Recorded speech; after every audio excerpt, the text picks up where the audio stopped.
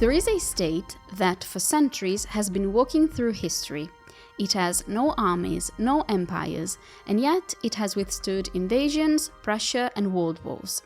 In this episode, we will tell you how San Marino managed to survive, establish itself, and be recognized in the modern world between diplomacy, neutrality, and prudence. We will tell you all about it after the intro. Welcome to the Oldest Republic. I'm Carlotta. Come join me in this amazing adventure. Enjoy the episode. San Marino, now recognized as a sovereign state, owes its existence not only to its national history, but above all to its ability to establish relations with the outside world. Its survival over time was possible because it was able to fit into the great historical process that, from the 15th to the 20th century, led to the birth and affirmation of the modern state, and to the formation of a system of states based on mutual relations. It is precisely in this scenario, that of the international system, that the small republic has affirmed its legitimacy. This is a crucial step. It was not just a question of political survival, but of being recognized as a fully participating entity in the Assembly of States. Two terms are fundamental to understand San Marino's position within the network: sovereignty and legitimacy.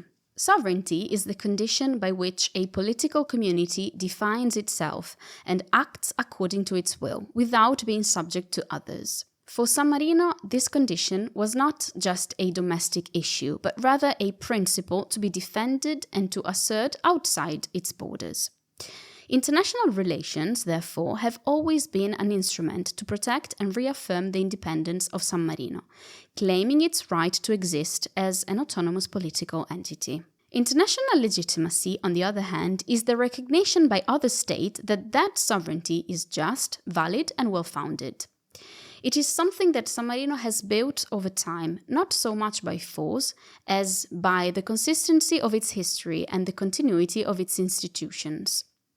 The famous expression perpetual freedom, already contained in the ancient statutes, which we talked about in the last episode of the podcast, has become over the century a kind of hallmark, a value recognized and defended over time. This legitimacy allowed San Marino to escape the grip of the major powers, even when force could have dominated the small state. For San Marino, diplomacy has never been a luxury, but a necessity. Ever since the 15th century, the San Marino community has had to face a rather complicated situation. From outside came the main threats to its independence, but it was outside that the country looked for the means to defend its very freedom. The solution chosen was that of diplomacy, a tailor-made diplomacy, suited to the limited resources of such a small state, but capable of producing important and lasting results.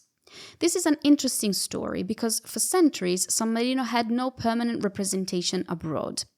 Its diplomacy was specially made. It was made of temporary envoys for specific missions, often chosen from among San Marino citizens who were already part of foreign power circles, such as officials, military personnel, or intellectuals. The first permanent representative accredited with exequatur, that is officially recognized by a foreign state, was Giovanni Paltrinieri in France in the mid-19th century. It was through these channels that San Marino has built diplomatic relations based on a fundamental assumption: political alignment with its allies in exchange for protection, recognition, and respect for its autonomy. A strategy that we can define as protective friendship and that has developed in parallel to the historical changes in Italy and Europe. This continuous search for balance between autonomy and dependence, between prudence and assertiveness, has accompanied San Marino over the centuries. In a constantly changing world, where balances of power changed rapidly, San Marino has always been able to read the signs of the times and react flexibly, without ever giving up its guiding principle, the legendary libertas. And while at first glance San Marino foreign policy may seem always the same, actually it has changed profoundly over time. Because international relations have never been firm and static. Well, far from it, in fact, although one thing has indeed remained constant: the fact that without diplomacy, alliances, and protection, the independent San Marino we now live in would hardly have survived. Let's see how, over the centuries, power and protection relations have changed. Between the 15th and 16th century, San Marino was geographically and politically squeezed between two competing powers, the House of Malatesta in Rimini and the Duchy of Urbino. In this context, San Marino became what we might call a buffer state, that is, a small autonomous entity that acted as a border zone between larger forces. For the Duchy of Urbino, its ally, maintaining San Marino's independence served to keep the Malatesta out. For Rimini, instead, its enemy, the aim was the opposite, to annex San Marino. San Marino's survival, therefore, depended on the fragile balance between these conflicting ambitions, and it was precisely thanks to this tension that the Republic could go its way in the external arena. It exploited rivalries and alliances to legitimize its autonomy, also resorting to written treaties and diplomatic documents. Its weakness thus became a resource, transforming its being small into a strategic position. We must not think that San Marino's small size implied passivity. On the contrary, in the second half of the 15th century, it became the protagonist of the most important armed conflict in its history because it doubled its territory, as it is today. After signing the Fossombrone Agreement in 1462, San Marino allied with Federico da Montefeltro, Lord of Urbino, and the Pope, and joined the war against Sigismondo Malatesta, Lord of Rimini. The victory, as we saw in episode 2, led to the doubling of the territory's size. In the history of this small state, several interesting events intertwined with the history of international relations that we are telling you about today. For example, in 1502, Cesare Borgia, son of the Pope and military leader, occupied San Marino, which freed itself a year later upon the death of the Pope protecting him. At that moment, a symbolic gesture left a deep mark. San Marino commander Francesco di Marino Giangi asked for an official flag to make the identity of the Republic be recognized during battles. It was a strong signal. San Marino was not only a small territory, but a republic with its own political identity. However, the threat didn't end in that moment. Between 1543 and 1549, new invasion attempts were repulsed, thanks to the intervention of allies, in particular the Duke of Urbino. But with the invention of firearms, Mountitano lost part of its natural defensive strength. From then on, the Republic relied more and more on diplomacy, prudence, and international relations. The end of the Duchy of Urbino in the 17th century marked a turning point in San Marino's foreign policy. It relied on the sole protection of the Papal State, which, however, was weakened in 1739 by Cardinal Alberoni, who tried to annex San Marino. But San Marino resisted. Once again, thanks to diplomacy, international pressure, and the support of some European powers, the attempt failed. The highlight of that very intense 18th century was the exchange of letters with Napoleon, which offered San Marino territories and an alliance. San Marino accepted the friendship, but prudently refused expansion, fearing that excessive growth would threaten its freedom. The choice turned out to be a winning one. Between 1798 and 1802, San Marino signed agreements with the pro-French Italian republics, gaining international recognition also at a legal level. If the 18th century was a period full of events, the 19th century certainly did not turn out to be less. San Marino politics was put to the test in 1849, when Giuseppe Garibaldi, fleeing with his men after the fall of the Roman Republic, found refuge on Mountitano. The event was crucial. Surrounded by the Austrians, the small republic stood as a mediator, acting as a guarantor for the Garibaldi army. It negotiated an agreement with Austria and even sent a delegate to Livorno to bargain with the foreign consuls the boarding of refugees. San Marino thus succeeded in safeguarding its independence without renouncing the values of reception and freedom, and began shaping up to be a neutral state and a land of asylum for those persecuted for political reasons. During the riots and wars for Italian unification, San Marino continued to play a fully diplomatic game.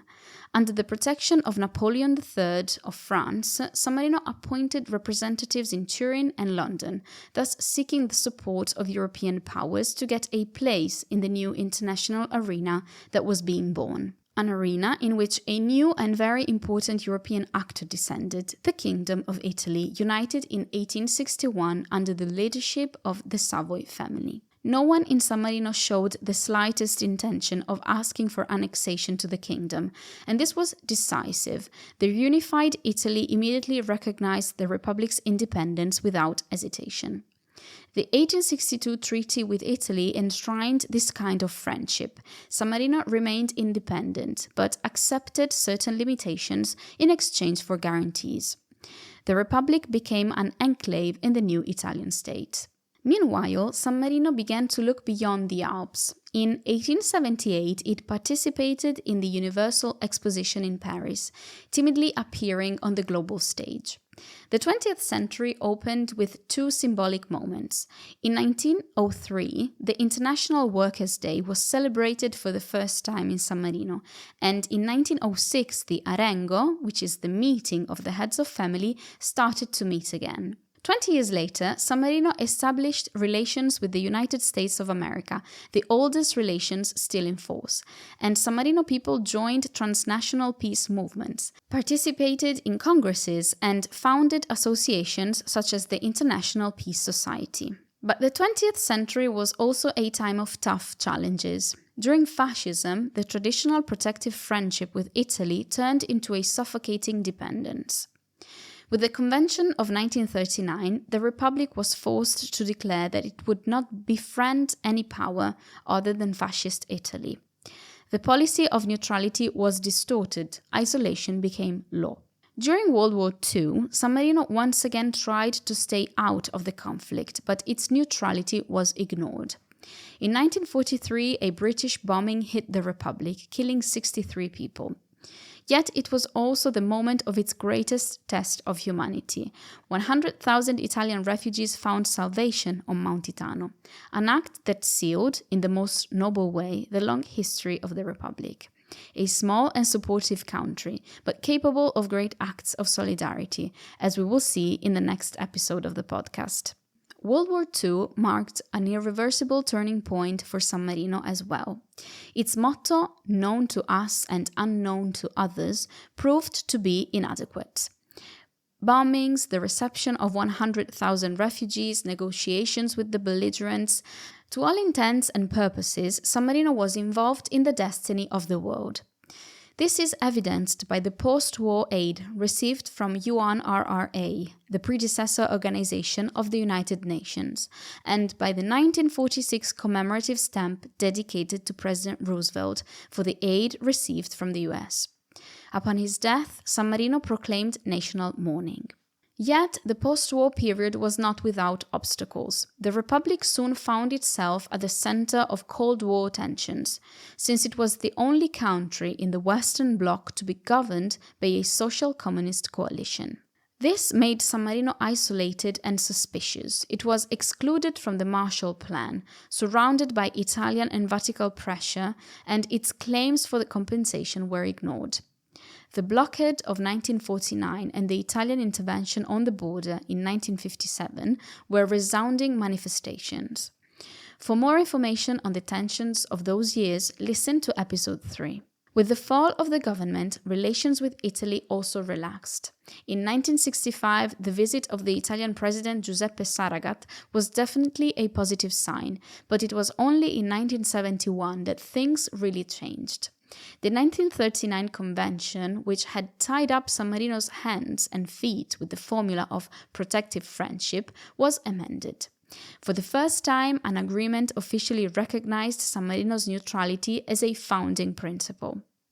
That same year, San Marino also made a truly bold diplomatic move. It recognized the People's Republic of China as the sole legitimate representative of China, anticipating many other European states. A small republic recognizing a great power, a diplomatic act that strengthened the international legitimacy of both. Since then, San Marino's foreign policy has gained new momentum. In 1975, by signing the Helsinki Final Act and joining the Organization for Security and Cooperation in Europe, San Marino showed to be capable and active state in international cooperation. From that moment, a new phase of expansion in multilateral relations and full participation in international organizations has opened. The values of neutrality and libertas, which were already present in San Marino's medieval statutes, became the pillars on which to base its will to have its voice be heard in the world.